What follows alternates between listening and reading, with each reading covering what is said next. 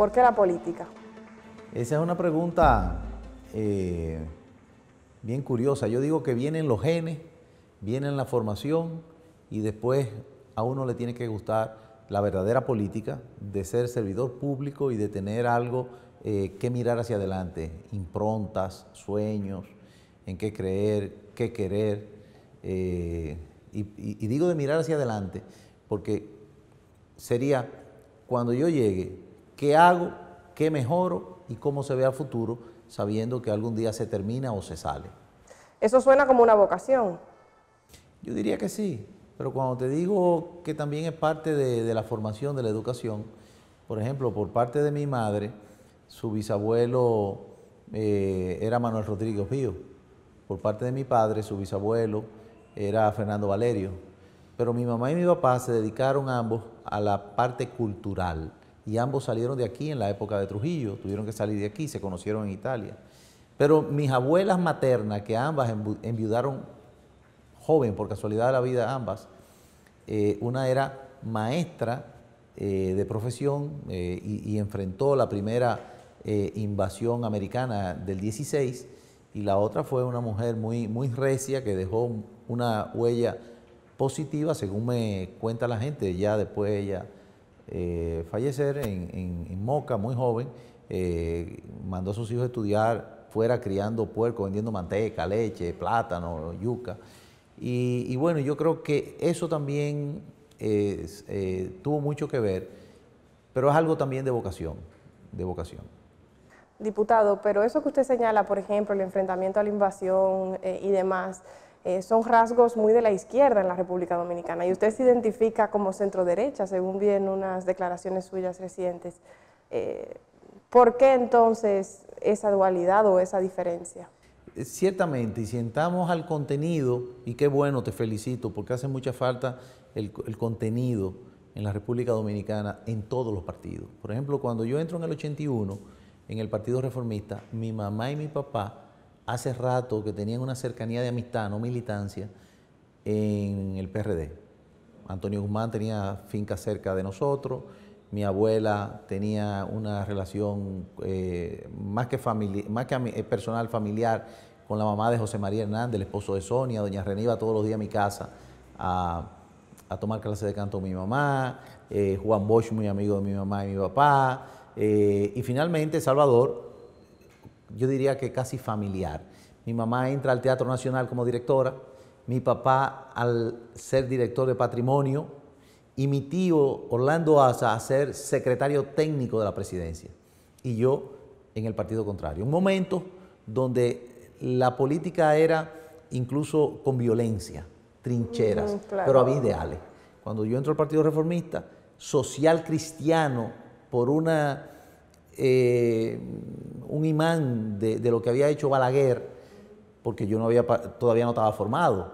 Había una escuela de formación política que la patrocinaba la Konrad Adenauer alemana y la dirigía el profesor Almanzar, después ministro de Educación, ahora es el rector de la UTE. Entonces nosotros fuimos a formarnos al Partido Obrero en Venezuela con el COPEI. Y así mismo puedo dar testimonio que hacían los PLDistas con su centro de estudio y los PRDistas con la parte de la socialdemocracia ellos. Hoy día no existe nada de eso. Entonces, ¿cuál es la verdadera corriente que uno se sigue? El servicio social cristiano. ¿Pero qué social? Bueno, enseñar a la gente a salir de la pobreza, a trabajar. Aquello de que enséñalo a pescar, no le dé un pescado. Entonces, aquí hay un debate a veces, izquierda o derecha, pero no saben lo que es ni izquierda y derecha. Y la izquierda de aquí no es la misma ni de Europa ni de los Estados Unidos. Y la derecha que hubo aquí tampoco es la misma de los Estados Unidos ni de Europa. Entonces yo prefiero decir que yo soy práctico, que yo encaro los problemas y que yo busco una solución. ¿Buscando qué?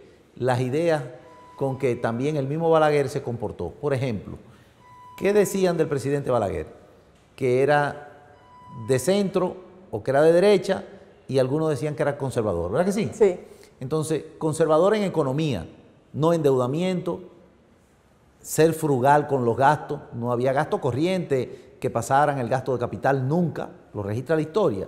Pero, ¿y qué hay que hacer para quitarle la tierra a los terratenientes y repartírsela a los agricultores y darle la tierra con una casa? La famosa reforma agraria. Entonces hay que ser muy de izquierda, revolucionario. Entonces aquí lo que hay que ser práctico, crear riqueza, darle oportunidad a la gente, el libre mercado, un Estado pequeño que sea regulador y no competidor de los que quieren sacrificarse y ponerse a trabajar, igualdad de condiciones y de oportunidades. La diferencia va a ser quién quiere trabajar y quién no, pero la igualdad de oportunidades de educación, de salud y de oportunidades de trabajo por igual.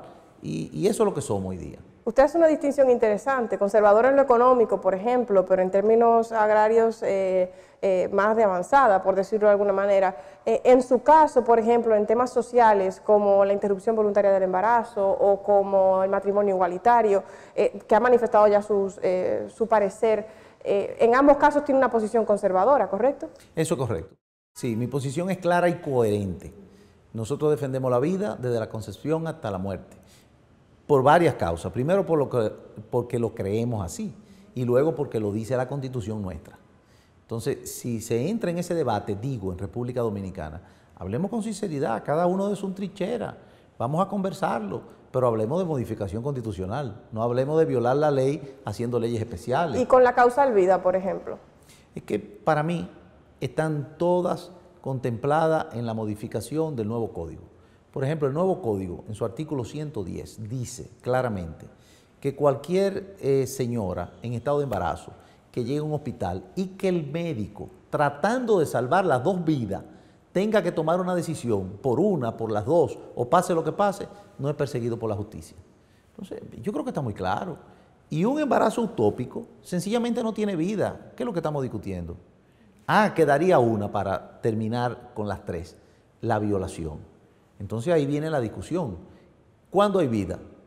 Cuando se engendra, ¿verdad? La mujer es dueña de su cuerpo, pero estamos hablando que es otro cuerpo y otra vida.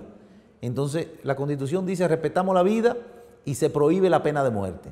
Entonces si nosotros asumimos eso, estamos aplicando la pena de muerte a un ser vivo.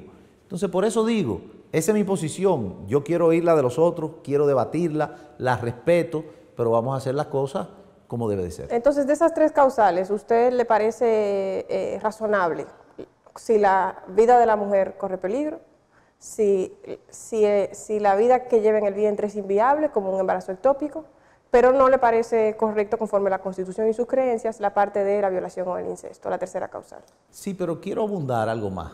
¿Quién soy yo para decidir eso? Yo creo que eso lo debe decidir el médico y eso lo deben decidir procedimientos.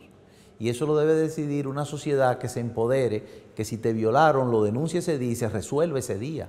No que tú esperes tener 3, 4 meses, o como han hecho ahora en los Estados Unidos, que el día antes te puedan hacer un aborto para decir, a mí me violaron. Esto es algo que hay que dejárselo a los científicos, a los médicos, y que la población incluso, me gustaría más a mí, que en unas elecciones generales, para no gastar más dinero, se haga un referendo y se ponga una boleta aparte y que sea la sociedad que decida. Un referéndum, una participación directa. Correcto. Pero entonces, si a su juicio la Constitución lo prohíbe, pues ahí habría un tema, ¿no? Porque no. El referéndum no... bueno, sería para una reforma constitucional. Correcto. Ya entendí. Claro, porque versaría sobre derechos fundamentales. Correcto. Se podría hacer. Diputado, hemos notado en sus redes sociales que usted tiene un contenido y un discurso, sobre todo en términos de formato, cercano a la juventud. Un discurso, tiene un segmento Chile y Pregunta, que se reúne con jóvenes y habla con ellos. Vimos su anuncio de Navidad o su espacio de mensaje al pueblo dominicano, lo hizo con su familia de una forma bastante jocosa también. ¿Es esto parte de una forma de acercarse a los jóvenes, una parte de una estrategia electoral? ¿Responde a una forma de rechazar la forma tradicional en la que se ha hecho política? ¿Qué pasa? Que las redes de Itoviso no son tan distintas. Bueno, lo primero es que le pido a los amigos televidente y a ti también que chequen las redes para que le den un poco para atrás. Sabe que si tú entras en el Facebook sí, incluso claro, te dice, esto pasó a los 10 años, esto fue el año pasado. Entonces, para que vean que nosotros siempre hemos estado rodeados de jóvenes y que creemos en la juventud y que apoyamos los deportes, y que apoyamos la cultura y que apoyamos el emprendimiento. O sea, esto no es un discurso ni es una cosa de política de momento. Incluso cuando los muchachos que me están ayudando que ninguno llega a 30 años, me dicen, pero actúe como si usted estuviera hablando con nosotros, porque realmente a veces uno se pone un poquito más, sí, claro, más formal, con la cámara. O algo con la cámara. Pero yo creo que la política moderna tiene que ser en contacto real con el ciudadano. Antes, ¿qué pasaba? Se subía en un balcón y este hombre con un frac decía, deme un balcón y conquistar el mundo. Y te hablaba entonces como los clásicos griegos, usando palabras rebuscadas. Hoy no. Hoy lo que estamos hablando lo más llano posible, que la gente se dé cuenta que nosotros hacemos lo mismo que hacen todos los demás y que lo que tenemos es una responsabilidad mayor. Y eso no es solamente en República Dominicana, sino que vemos que el mundo se va comportando así, porque las generaciones van cambiando y se van comunicando. Hay algo que no es ningún secreto en este caso, y es que la masa ciudadana es más joven cada día. Sí. Y además de eso, si vemos la cantidad de los electores que van a haber en República Dominicana para el 20, el 60% tiene menos de 40 años. Entonces hay que comunicarse con ellos de manera que ellos acepten a uno. Y luego cada cual tiene su estrategia y hace sus mediciones y ver cómo y cómo. La diferencia está en lo siguiente, y es divertidísimo. Ahora lo invito a que hagan también eso. Por ejemplo, en Navidad tú mencionaste este mensaje que nosotros hicimos con la familia de una manera abierta y jocosa y como nosotros somos. Pueden buscar también en el Instagram o en el Facebook de mis hijos para que vean cómo somos. Y entonces,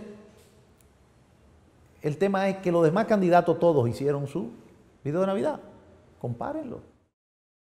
Vean cómo le llegan a la gente, qué dicen. Pero comparen además donde lo subieron personas independientes, las partes de la noticia donde no se pueden borrar los mensajes, y vean cómo lo acepta la gente y qué dice la gente. Entonces yo creo que mientras más sinceridad hay, más comunicación, más apertura, si te equivocaste, bueno, pues te equivocaste. Yo creo que le va a ir mejor. Es un consejo gratis ahora como asesor político. Diputado, ¿en qué situación se encuentra el conflicto aquel dentro de su partido? No, ya no hay conflicto. Ya hay unidad. No, ya yo no tengo que ver con eso. Ya mi problema es hacia adelante. ¿Qué quiere la gente?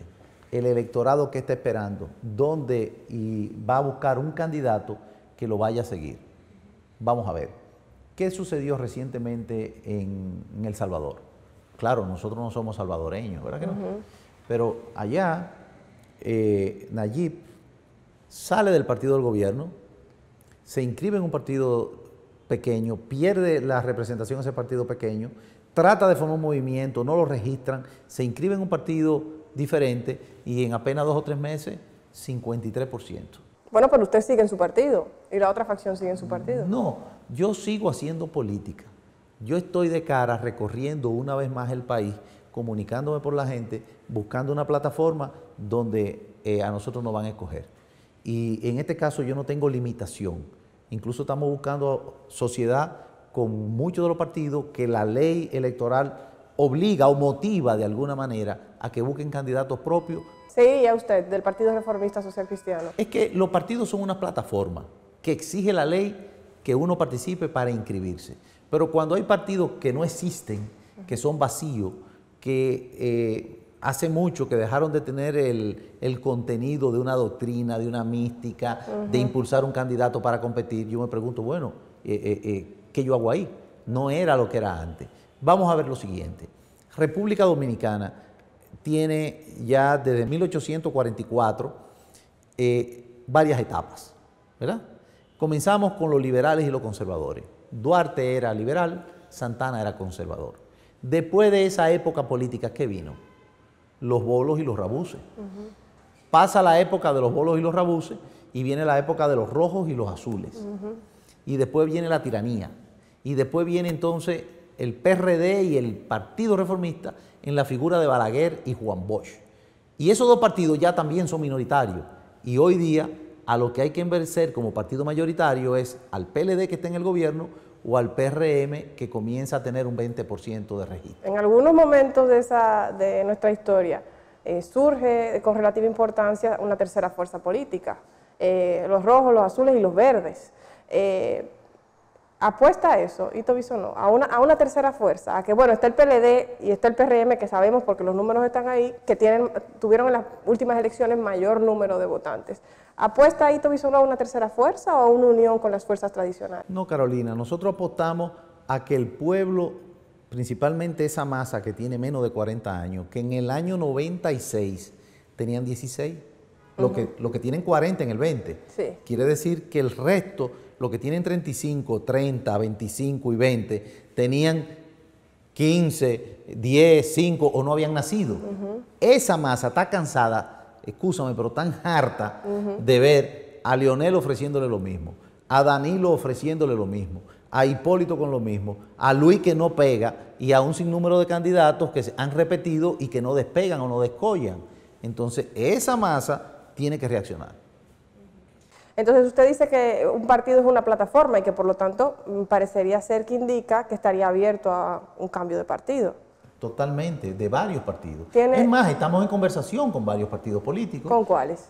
Por ejemplo, te puedo decir el que es público porque ellos lo han dicho, no lo he dicho yo, que es el PRL. Pero son varios partidos políticos que están interesados, no solamente en mí, aquí tengo que ir un poco más lejos, es que hay una serie de hombres y mujeres jóvenes y de experiencia en todo el territorio nacional que nos acompañan y que quieren ser candidatos y que quieren que le cuenten su voto y que quieren además tener una plataforma en que participar para cambiar, porque las estructuras de gobierno tienen 16 años anquilosadas, senadores, diputados, alcaldes y presidentes, solo 2, y ahora están peleando a ver cómo vuelven ellos 2.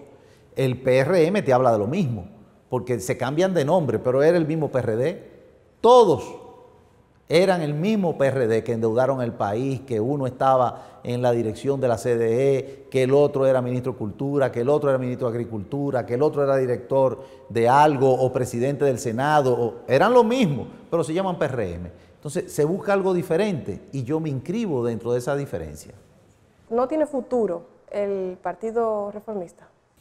Bueno, en política no se puede decir que nada tiene futuro, pero tendría obligatoriamente que haber una transformación general, tendría que empoderarse de nuevo de doctrina, de mística, de confianza, de caras nuevas, de un empoderamiento que hoy no existe como los demás partidos. Y por eso yo lo que prefiero es de hablar hacia el futuro, hacia lo de adelante, y no entrar a discusiones que realmente no aportarían nada a lo que necesita el país y a lo que yo estoy haciendo. Por último, ¿cuáles son los logros de su gestión como diputado que más le alegran y le enorgullecen? Bueno, hay muchas, porque no solamente las mías, sino como un diputado desde la oposición, que he sido siempre, en los periodos que he estado en la Cámara, hemos podido consensuar posiciones. Por ejemplo, a mí me escogieron en 2 ocasiones como miembro del Consejo de la Magistratura de una manera unitaria. Unánime. Nosotros tenemos la ley 170-07, que cuando hablo de democracia, ¿qué más democracia que los ayuntamientos tengan que convocar a una asamblea general para ver en qué se gasta una parte de sus gastos para ver las obras de capital, ¿verdad?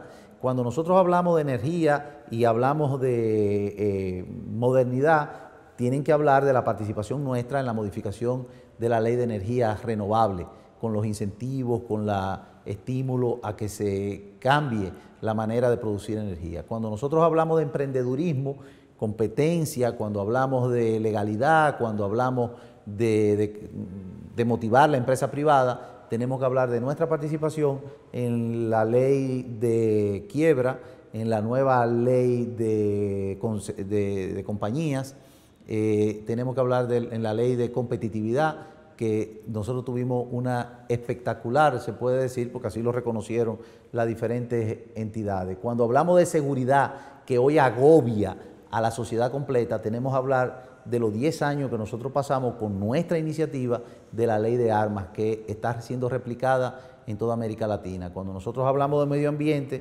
tenemos que hablar entonces de nuestra iniciativa de la furnia de Gurabo. Cuando nosotros tenemos que hablar en República Dominicana de la salud, hay que hablar de nuestra iniciativa para modificar la ley de la salud en el 2007 para penalizar la falsificación, adulteración y reetiquetado de los medicamentos, que no era de un aspecto penal en ese momento, sino civil. Y así un sinnúmero de cosas que están sobre el tapete y que están ahí. Otras que quisiera terminar, como la ley de concesiones de asociación público-privada, o otra que ayer estuve en el Senado, en la Comisión de Justicia, como es la ley que obliga a que los expedientes del en estado de fallo, ya se falló, ¿verdad? Se terminó, pues entréguenlo, porque hay expedientes que pasan hasta 20 años sin entregar la sentencia, ya que acabaron su recorrido por la justicia, pero hasta que no te entregan la sentencia, tú no puedes hacer nada. Entonces, yo creo que nuestra impronta está ahí. Le agradezco a los colegas que me han permitido participar en impronta de ellos para impulsarla. Y también, por ejemplo, nosotros estamos hasta este año siendo presidente del Parlamento de Acción Global. Es un parlamento que reúne a 147 parlamentos del mundo, donde nosotros lo presidimos, con oficina en Nueva York, con oficina en Bruselas, que es independiente a los parlamentos, porque uno se inscribe de manera personal y participa. Y para que un dominicano llegue ahí, creo que tiene que haber algún tipo de incidencia. Y esas son parte de las experiencias que nosotros nos llevamos para formarnos y prepararnos si queremos ser unos administradores de la cosa pública, y más desde la presidencia, para hacerlo correctamente. Muchas gracias por haber aceptado nuestra invitación.